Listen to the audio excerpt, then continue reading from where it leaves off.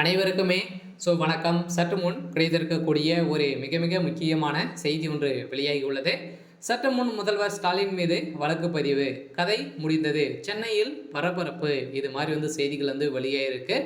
இதனால் பார்த்தீங்கன்னா இப்போ சென்னையில் நடந்திருக்கக்கூடிய ஒரு மிகப்பெரிய சம்பவம் தான் நடந்துட்டு இருக்கு இல்லையா. பார்த்தீங்கன்னா ஒரு வார காலங்களாகவே இந்த மாணவி பல்கலைக்கழகத்தில் பார்த்தீங்கன்னா அண்ணாமலை பல்கலைக்கழகத்தில் இந்த மாணவிக்கு நடந்த பாலியல் புகாரின் அடிப்படையில் தான் இப்போ திமுகவுடைய அரசு மீது பார்த்தீங்கன்னா அதிரடியாக பல குற்றச்சாட்டுகள் மீது விழுந்திருக்கும் நிலையில் இதன் அடிப்படையிலும் முதல்வர் ஸ்டாலின் மீதும் இப்போ வழக்கு பதிவு செய்த சம்பவம் தான் ஆளுநர் RN ரவி அவர்கள் அடித்த ஒரே ஒரு செக்கால் இப்போ முதல்வர் ஸ்டாலின் அவர்கள் கைது செய்யப்பட்டு இருக்காரு.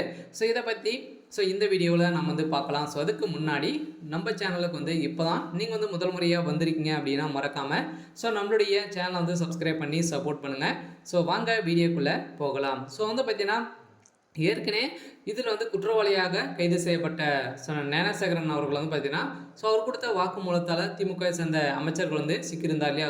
ரகுபதி அவர்கள் இதில் ஒரு முக்கிய புள்ளியாகவும், சுப்பிரமணியன் அவர்களும் இதில் முக்கிய புள்ளியாகவும் சிக்கக்கூடிய சம்பவம் தான் இப்போ பார்த்தீங்கன்னா திமுகவுடைய பெரும் அதிர்வலைகளை ஏற்படுத்தியிருந்தாலும் இப்போ அமைச்சர் சுப்பிரமணியன் அவர்களுக்கு கொடுத்த வாக்குமூலத்தால் முதல்வர் ஸ்டாலின் மீதே வழக்கு பதிவு செய்யக்கூடிய சம்பவம் நடந்திருக்கு.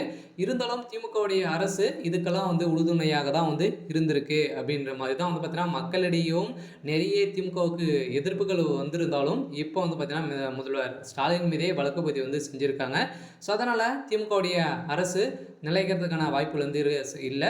சட்ட ஒழுங்கை மீறி திமுக சேர்ந்த அமைச்சர்கள் அனைவருமே தான் நடந்துட்டு வராங்க அப்படின்ற மாதிரி தான் பார்த்தீங்கன்னா இப்போ திமுக இருக்கக்கூடிய அமைச்சர்களும் ஏற்கனவே எதிர்கட்சி தலைவர்களும் பார்த்தீங்கன்னா இப்போ திமுகவுடைய அரசு மீது குற்றச்சாட்டுகள் வைத்து வரும் நிலையில் இப்போ அந்த மாணவி கொடுத்த பாலியல் வன்கொடுமை சிக்கிய அந்த மாணவி கொடுத்த வாக்குமூலத்தால் பார்த்தீங்கன்னா இப்போ திமுகவுடைய தலைமையகத்துக்கு ஒரு மிகப்பெரிய இடியாக தான் விழுந்திருக்கு.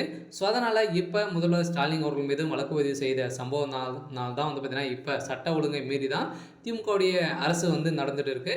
அதனால் இவருக்கு பார்த்தீங்கன்னா இந்த தமிழகத்தை வழிநடத்தக்கூடிய தகுதி இல்லை அப்படின்ற மாதிரி அனைவராலும் பேசப்பட்ட ஒரு நிலையில் தான் இப்போ முதல்வர் ஸ்டாலின் அவர்களே கதையை முடிக்கக்கூடிய அளவிற்கு தான் இப்போ சென்னையில் ஒரு மிகப்பெரிய போராட்டம் நடந்திருக்கு. ஏற்கனவே அந்த மாணவிகள் அனைவருமே பார்த்தீங்கன்னா அண்ணாமலை பல்கலைக்கழகத்தில் அனைவருமே ஒட்டுமொத்தமாக சேர்ந்து திமுகவை எதிர்த்து போராட்டத்தில் இறங்கியிருந்தாங்க.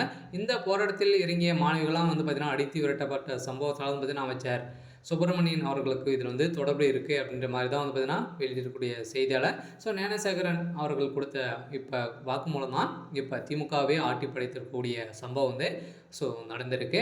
சரி, ஓகே. இன்னைக்கான அப்டேட் இதுதான். மறக்காமல் நம்மளுடைய சேனலை சப்ஸ்கிரைப் பண்ணிக்கோங்க. தேங்க்யூ.